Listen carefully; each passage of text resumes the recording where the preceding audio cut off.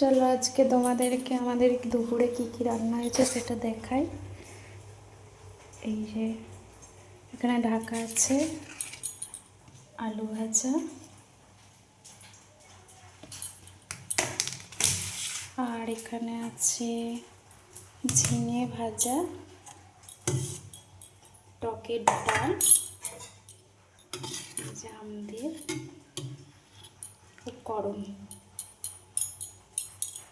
আর এখানে হচ্ছে যে ডিমের অমলেট। আজকে খাওয়াটা পুরো জমে যাবে।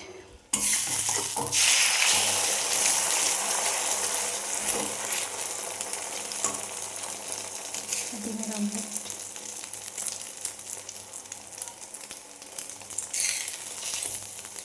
তোমাদের কি কি রান্না হয়েছে সেটা কমেন্টে দেখো, কমেন্টে ছবি দিও।